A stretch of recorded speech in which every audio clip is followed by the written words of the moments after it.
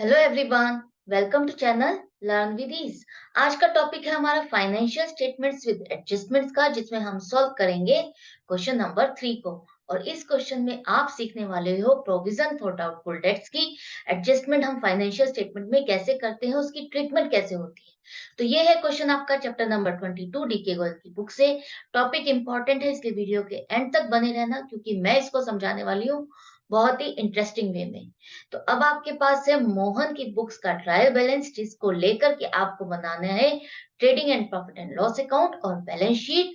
अब trial balance जो दिया गया है उसका टोटल मैच कर रहा है, तो कोई फिक्र नहीं है। अब हम आगे चलते हैं। उसके बाद आपको एंड में कुछ ट्रांजैक्शंस दी गई है, जिसको आपको इनकॉर्पोरेट करना है अपने ट्रायल बैलेंस के बैलेंसेस में। उनके इफेक्ट को आपको ट्रायल बैलेंस के बैलेंसेस में इफेक्ट लेकर के बनाने हैं आपको फाइनेंशियल स्टेटमेंट्स। अब जो यहाँ पर अकाउंट्स दिए गए हैं, जो आपको ट्रांजैक्शंस दी गई है, उनका होता है डबल इफेक्ट। एक होगा डेबिट और दूसरा होगा क्रेडिट। एक अकाउंट डेबिट होगा तो दूसरा अकाउंट क्रेडिट होगा। तो इस बात को ध्यान रखते हुए आपको दोनों अकाउंट में इफेक्ट देना है, दो से ज्यादा भी हो सकता है। तो ये मत करना कि एक ही अकाउंट में आपने एडजस्टमेंट कर दी है, ऐसा मत करना, ध्यान से करना। अब आपको इसको इजीली कैसे करना है बिना मैसअप करे, वो मैं आपको समझाती हूँ। आपको एक-एक अकाउंट को मार्क नहीं करना कि ये ट्रेडिंग का है, बैलेंस शीट का है, प्रॉफिट एंड लॉस अकाउंट का है। हमें इसमें टाइम वेस्ट नहीं करना, ना ही हमें किसी अकाउंट को ढूँढने में टाइम वेस्ट करना है कि ट्रेडिंग अकाउंट मेरा ओपनिंग स्टॉक से स्टार्ट होता है, तो आप ट्रायल बैलेंस में ओपनिंग स्टॉक से को ढूँढना नहीं स्टार्ट करोगे। आपको क्या करना है, जो अकाउंट सबसे पहले आता है आपके ट्रायल बैलेंस में, आप उसको पिक करोगे और अपने फॉर्मेट जो आपने बना के तैयार रख लिए हैं, उस अकाउंट में फॉर फीड करते जाओगे। क्योंकि अब आपको पता है, सारे फॉर्मेट भी पता है, अकाउंट के नेचर के बारे में पता है कि ये क्या नेचर है इस अकाउंट का। खर्चा है तो कौन से अकाउंट में जाएगा, ट्रेडिंग में जाएगा या प्रॉफिट एंड लॉस अकाउंट में जाएगा। एसेट है या लायबिलिटी है तो वो कहाँ पे शो होगी। तो आपको उसकी पोजीशन पर ही उसको पोस्ट कर देना है और अपने टाइम को सेव करना है। अब बारी आती है इन जो ट्रांजैक्शंस को आपको दिया गया है, ये कैसे याद रखा जाए। इसको याद रखने के लिए आप रख करोगे उनकी मार्किंग। आप देखो जो ये ट्रांजैक्शन है, इसमें कौन-कौन से अकाउंट इन्वॉल्व हो रहे हैं।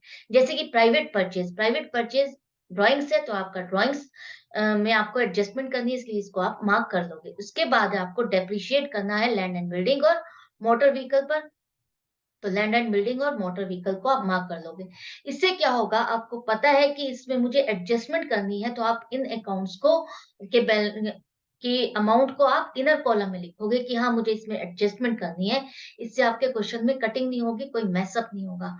उसके बाद आपको सैलरीज दिखाना है, सैलरीज को मार्क कर लो। इंश्योरेंस है, इंश्योरेंस को हम मार्क कर लेंगे। और प्रोविजन फॉर डाउटफुल डेट्स, जो कि आज आप सीखने वाले हो, और उसमें कौन-कौन से अकाउंट इन्वॉल्व होने वाले हैं, वो भी आप समझोगे।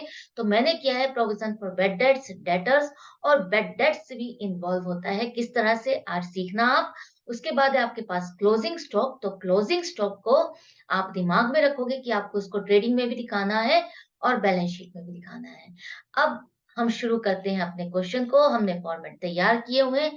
अब देखो आपके पास जो पहला अकाउंट आ रहा है कैपिटल का, तो कैपिटल आपका क्या है, लायबिलिटी है, जो कि बैलेंस शीट में आएगी। आप बैलेंस शीट में लिखोगे, बैलेंस शीट में लिखोगे आप कैपिटल 30,000। उसके बाद आपका आ रहा है ड्राइंग्स, तो ड्राइंग्स आपका क्या है, आपका डेबिट बैलेंस है, लेकिन कहाँ शो होता है, आपकी बैलेंस शीट में होता है और कैपिटल में से रिड्यूस होता है, तो आप लेस ड्राइंग्स करोगे 5,000 रुपए। उसके बाद आपने ड्राइंग्स को रेड मार्क किया हुआ है, इसका मतलब आप अलर्ट हो जाओ कि आपको इसमें एडजस्टमेंट करनी है, इसलिए हमने इसको इनर कॉलम में लिखा है। अब आप देखो इसमें ड्राइंग से रिलेटेड आपकी क्या एडजस्टमेंट है। प्राइवेट परचेज है, प्राइवेट परचेज का मतलब है आपने जो सामान परचेज किया था, आपने उसको पर्सनल यूज के लिए रख लिया है। तो अब वो खर्चा आपने परचेज में बुक कर दिया है, होना चाहिए कहाँ था?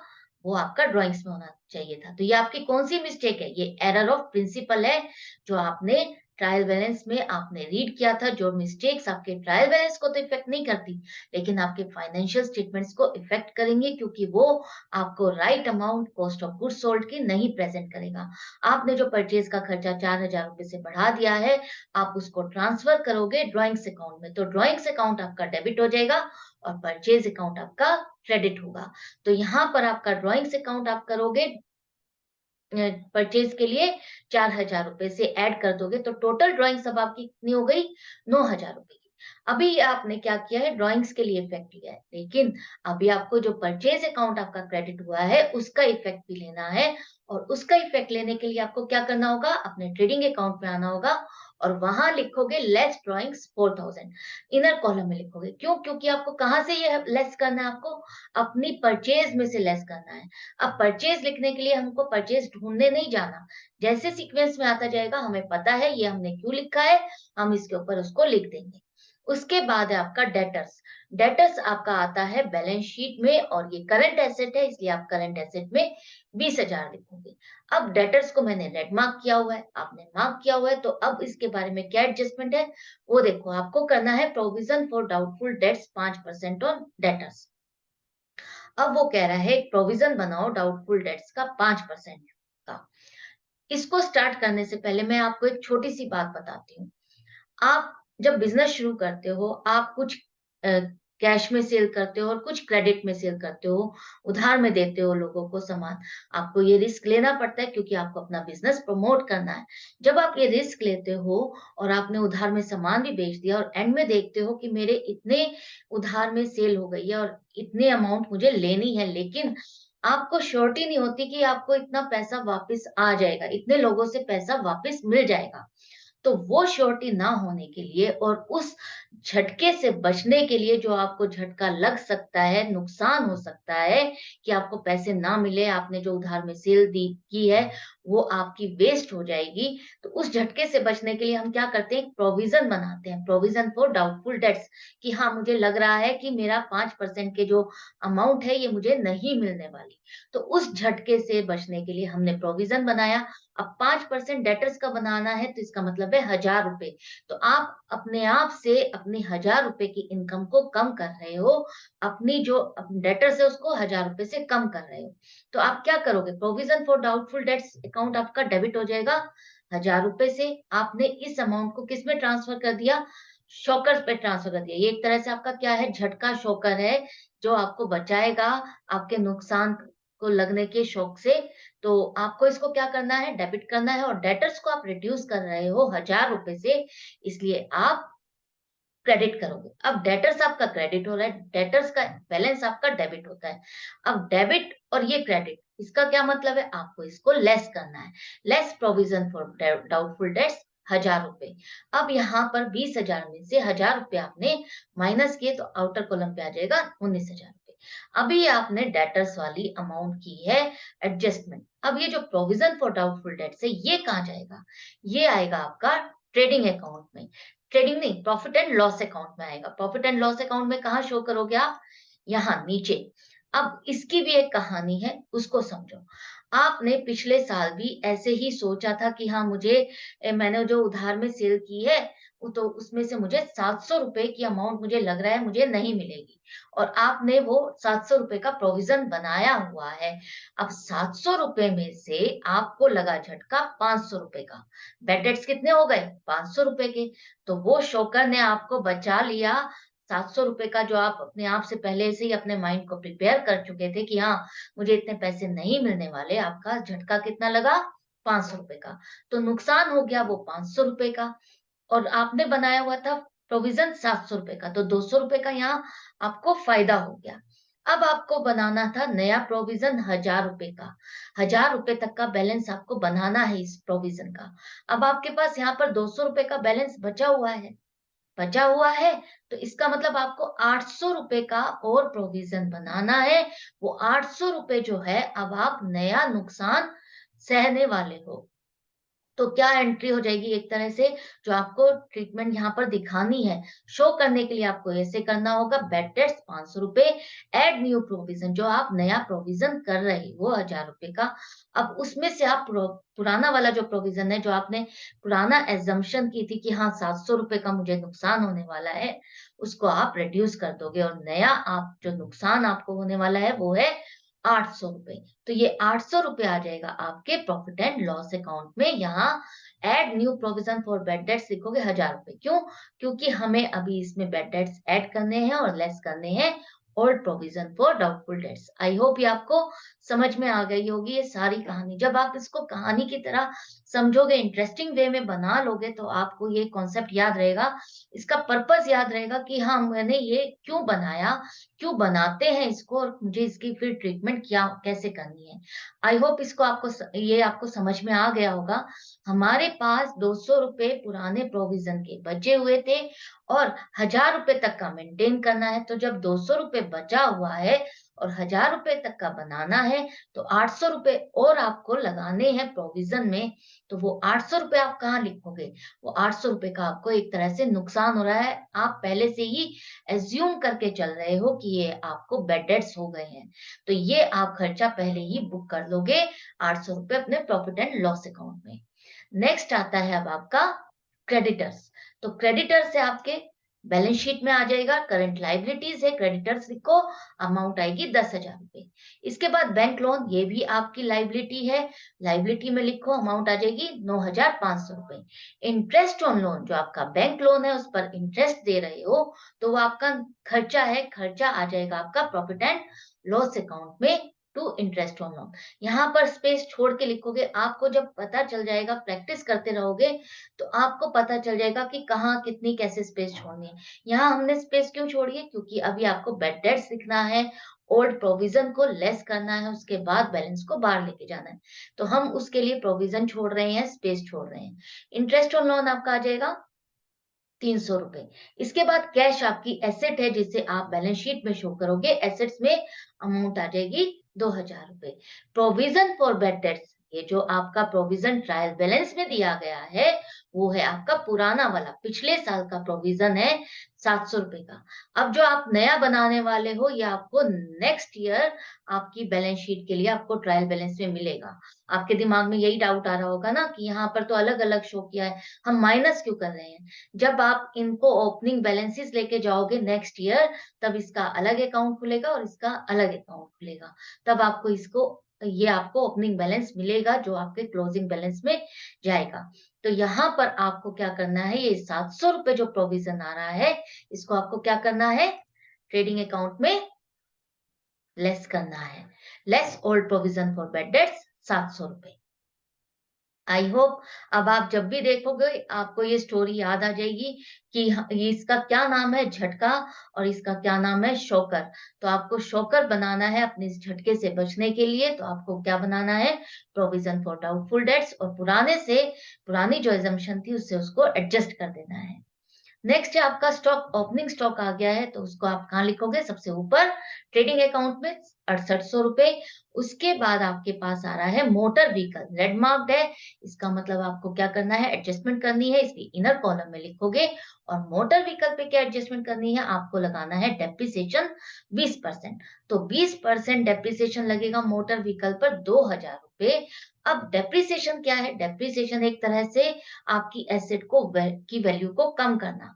आप जो ड्यूरिंग द ईयर यूज कर रहे हो किसी एसेट को, तो उसकी जो वियर एंड टियर हो गई है वो डेप्रिशिएट हो गया है, उसकी जो वर्किंग कैपेसिटी है वो रिड्यूस हो गई है, तो उसके लिए जो हम बुक करते हैं नुकसान है, वो आपके लिए वो नुकसान आपको इसी फाइनेंशियल ईयर में बुक करना है। तो डेप्रिसिएशन अकाउंट आप डेबिट करोगे, और जो एसेट आपकी डेप्रिशिएट हुई है तो उसकी वैल्यू भी कम हो जाएगी। तो उसकी वैल्यू को कम करने के लिए आपने क्या किया, उस अकाउंट को क्रेडिट किया 2000 से। अब मोटर व्हीकल का बैलेंस है डेबिट और ये हो रहा है क्रेडिट, तो यहाँ पर क्रेडिट हो रहा है, तो आप इसको क्या करोगे, लेस डेप्रिसिएशन 20%, 2000, और आउटर कॉलम पे आ जाएगा ₹8000। अभी आपने ये मोटर व्हीकल का किया है, सेकंड आपको इफेक्ट देना है डेप्रिसिएशन का, जो डेबिट हो रहा है, खर्चा है जो कि आपका आएगा प्रॉफिट एंड लॉस अकाउंट में। अब आपको दो एसेट्स पर आपको डेप्रिसिएशन लगाना है, इसलिए आप इनर कॉलम में ही लिखोगे ऑन मोटर व्हीकल 2000, और नेक्स्ट आपका लैंड एंड बिल्डिंग लगेगा, जब आएगा तब हम उस पे लगाएंगे। नेक्स्ट है आपका बैंक। बैंक आपका एसेट है, करंट एसेट है, जिसे आप एसेट में लिखोगे बैलेंस शीट में 3,500 रुपए।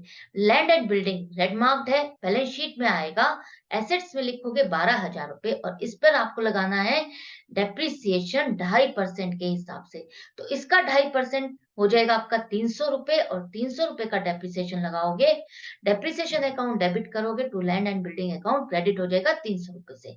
अब लैंड की वैल्यू कम हो रही है तो आप उसको लेस कर दोगे 300 रुपए से, और आउटर कॉलम में आ जाओगे 11,700 रुपए।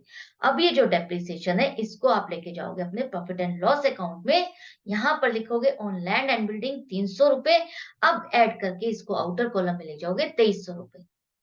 नेक्स्ट है आपका बेड डेट्स। बेड डेट्स आपको पता है कहाँ लेके जाना है आपको, प्रॉफिट एंड लॉस अकाउंट में। अब यहाँ पर आप लिखो प्रॉफिट एंड लॉस अकाउंट में टू बेड डेट्स 500 रुपए। अब इसमें आप ऐड कर दोगे न्यू प्रोविजन 1000 रुपए, तो 1500 रुपए, और 1500 रुपए में से आपकी जो लास्ट ईयर की प्रोविजन था, एजम्पशन थी, उसको लेस कर दोगे, तो आपको मिल जाएगा 800 रुपए का, जो इस साल आपको प्रोविजन करना है, जो बेड डेट बुक करने हैं। अब नेक्स्ट है आपका परचेज और सेल्स। तो परचेज आपको लिखना है कहाँ, ट्रेडिंग अकाउंट में। ट्रेडिंग अकाउंट में आप यहाँ लिखोगे 66,000 रुपए, और इसमें आपको एडजस्टमेंट करनी है, तो वो एडजस्टमेंट जो हमको करनी है हमने लिख दी है, लेस ड्रॉइंग्स 4,000 रुपए।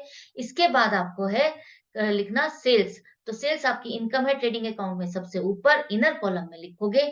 क्यों लिखेंगे इसको इनर कॉलम में, क्योंकि अभी आपको इसमें से माइनस करनी है सेल्स रिटर्न, अगर सेल्स रिटर्न आपके ट्रायल बैलेंस में आता है तो, और उसको माइनस करने के बाद ही आप आउटर कॉलम में लेके जाओगे नेट सेल की वैल्यू को।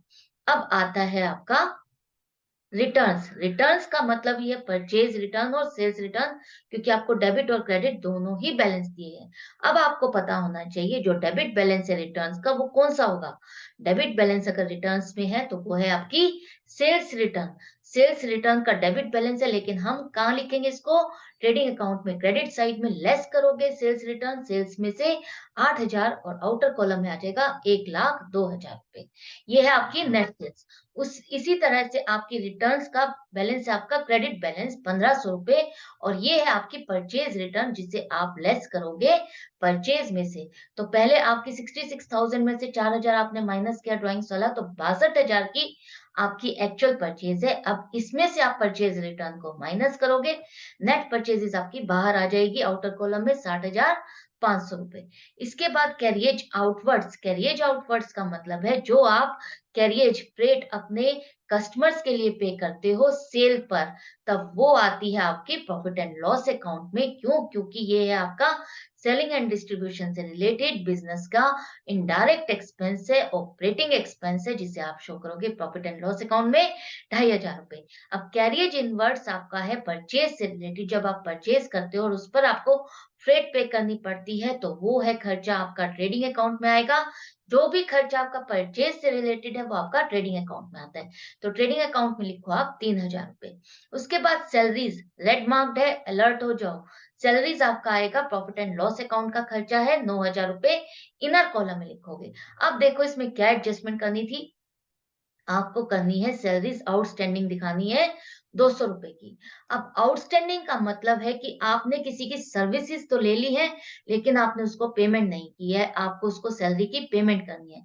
तो जो सर्विसेज ली है आपने इसी फाइनेंशियल ईयर में ली है, तो इसी फाइनेंशियल ईयर का ही ये खर्चा है। तो इसी फाइनेंशियल ईयर का खर्चा है, तो आपको इसको बुक करना होगा। बुक करने के लिए आप अपनी सैलरीज के खर्चे को 200 रुपए से बढ़ाओगे, और जो आपने पे नहीं किया है तो ये आपके लिए लाइबिलिटी है, जिसको आपको पे करना है। तो आउटस्टैंडिंग सैलरीज आपका लाइबिलिटी साइड पर बैलेंस शीट में जाएगा।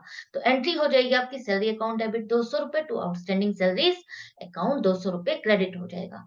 तो सैलरीज आपका डेबिट बैलेंस ही, और ये भी डेबिट हो रहा है, तो ऐड हो जाएगा 200 रुपए, और आउटर कॉलम में ले आओ 9,200 रुपए। अब जो इसका सेकंड पार्ट है आउटस्टैंडिंग सैलरी, ये है आपकी लाइबिलिटी। बैलेंस शीट में आ जाओ आप, सबसे ऊपर लिखो आउटस्टैंडिंग सैलरीज ₹200। क्यों? क्योंकि ये आपकी करंट लायबिलिटी है, जिसको आपको जल्दी से जल्दी पूरा करना है, खत्म करना है। नेक्स्ट है आपका rent and insurance, red marked है। तो रेंट एंड इंश्योरेंस खर्चा है, पहले तो आप प्रॉफिट एंड लॉस अकाउंट में इनर कॉलम में लिखो। अब देखो इसमें आपके पास क्या एडजस्टमेंट के लिए प्रीपेड इंश्योरेंस दिया हुआ है ₹200। प्रीपेड इंश्योरेंस का मतलब है आपने किसी की सर्विसेज नहीं ली है लेकिन उसको पेमेंट पहले कर दी है। जैसे कि आप टेलीफोन, मोबाइल फोन का बिल रिचार्ज कर अपना रिचार्ज करते हो, प्रीपेड करते हो, तो वो आप क्या करते हो, पहले से पेमेंट कर देते हो और उसके बाद उसको यूज करते हो। इसी तरह से आपने इसकी पेमेंट पहले कर दी है और जो इंश्योरेंस की सर्विस जिसकी वैलिडिटी आपकी आगे तक है, तो वो आपके इस फाइनेंशियल ईयर से रिलेटेड नहीं है, तो हम इसको अपने इस खर्चे में नहीं लिखेंगे, इस खर्चे में से इसको रिड्यूस कर देंगे। तो एंट्री हो जाएगी प्रीपेड इंश्योरेंस, जो कि आपके लिए एसेट है। आपने ये खर्चा पहले से किया हुआ है, तो ये एसेट है, तो आप ₹200 इसको प्रीपेड इंश्योरेंस लिखोगे और एसेट साइड में शो करोगे। इंश्योरेंस जो कि आपका खर्चा है वो कम हो रहा है और इसलिए आप इसको क्रेडिट करोगे ₹200 से।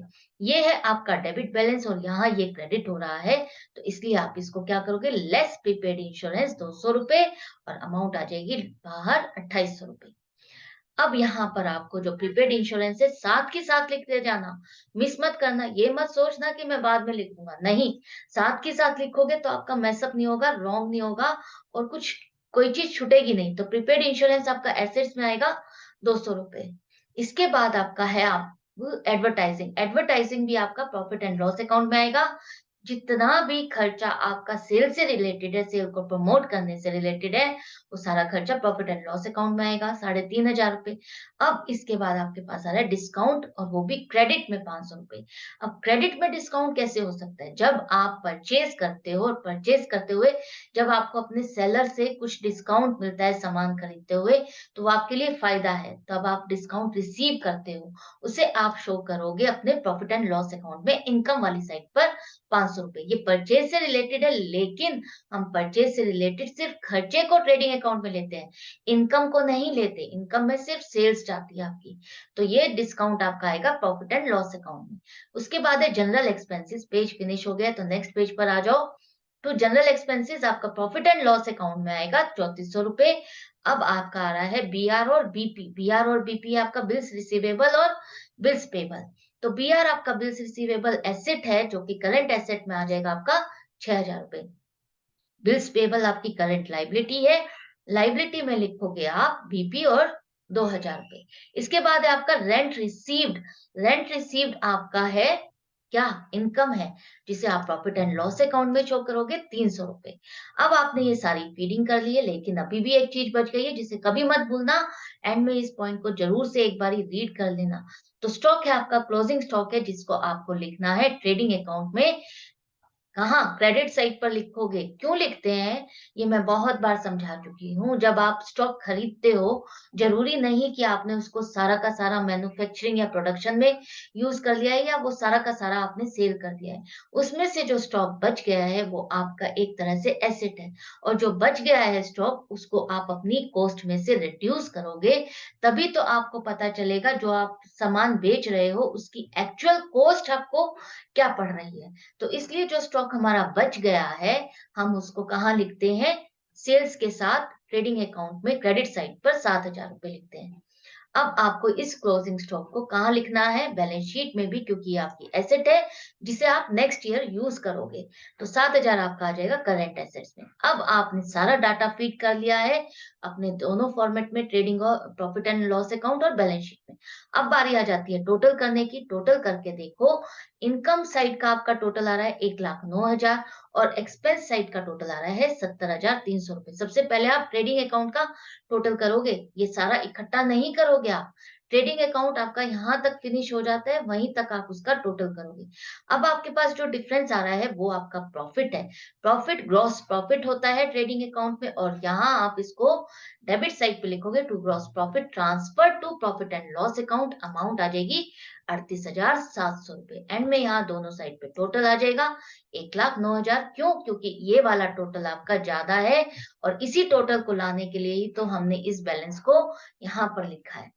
अब ये जो आपका ग्रॉस प्रॉफिट है, ये आपका ट्रांसफर होता है प्रॉफिट एंड लॉस अकाउंट, जो कि आप नीचे बनाते हो, और आप प्रॉफिट है तो इसलिए इनकम वाली साइड पे लिखोगे 38,700 रुपए। अब बारी आती है प्रॉफिट एंड लॉस अकाउंट के टोटल को करने की, जो कि हमारा नेक्स्ट पेज में भी जा रहा है, तो वहां पर आ जाओ। यहाँ पर आप टोटल करते हो तो आपका जो एक्सपेंस इनकम वाला साइड है वो है 39,500, और जो अ, अ, आपका जो ये एक्सपेंस वाला साइड है उसका टोटल आ रहा है 24,800 रुपए। तो वहां बैलेंस जो डिफरेंस है वो है 14,700 रुपए। इस 14,700 रुपए को आप कहाँ शो करोगे? Net profit transfer to capital account लिखोगे, डेबिट साइड में लिखोगे प्रॉफिट एंड लॉस अकाउंट में, और एंड में आ जाएगा आपका टोटल 39,500 रुपए। ये वाला जो प्रॉफिट है, ग्रॉस प्रॉफिट, आपको यहाँ ट्रांसफर करना है। यहाँ पर लिखोगे आप gross profit transfer to profit and loss account वाला, यहाँ पर ब्रॉट डाउन लिखोगे आप। अब यहाँ पर टोटल करने के बाद आपका यहाँ ये जो बैलेंस आ गया नेट प्रॉफिट का, इसको आप ट्रांसफर करोगे कैपिटल अकाउंट, इसलिए हम आ जाते हैं अपनी बैलेंस शीट में। तो यहाँ बैलेंस शीट में ऐड करोगे नेट प्रॉफिट 14,700 रुपए, तो अब आपके पास आ जाती है कैपिटल, फाइनल कैपिटल का टोटल आ रहा है आपका 35,700, आउटर कॉलम। अब करो टोटल अपनी लाइबिलिटी और एसेट साइड का। तो हमारा लाइबिलिटी आ रहा है 57,400 रुपए, और एसेट भी आ रही है 57,400 रुपए। इसका मतलब हमारा क्वेश्चन कंप्लीट है, करेक्ट है, कोई मिस्टेक नहीं की है, कहीं हमने कटिंग नहीं की है, कोई मैसअप नहीं किया है। आई होप ये क्वेश्चन आपको अच्छे से समझ में आ गया होगा, और मेनली जो आप प्रोविजन ऑफ डाउटफुल डेट्स से डरते हो, वो कॉन्सेप्ट अच्छे से याद हो गया होगा, समझ में आ गया होगा। अभी मैं और भी इससे रिलेटेड क्वेश्चन लाने वाली हूँ, लेकिन सीखते रहना, बने रहना मेरे साथ, हर वीडियो में मेरे को फॉलो करते हुए सॉल्व करते रहना। आपका क्वेश्चन गलत हो ही नहीं सकता, आपका क्वेश्चन बिफोर टाइम कंप्लीट होगा। तो अगर आप मेरे चैनल पे नए हो तो चैनल को जरूर सब्सक्राइब कर दो, लाइक करो। अगर आप मुझसे ऑनलाइन क्लास चाहते हो तो मुझे व्हाट्सएप कर सकते हो 9212666015 पर। Good bye and take care.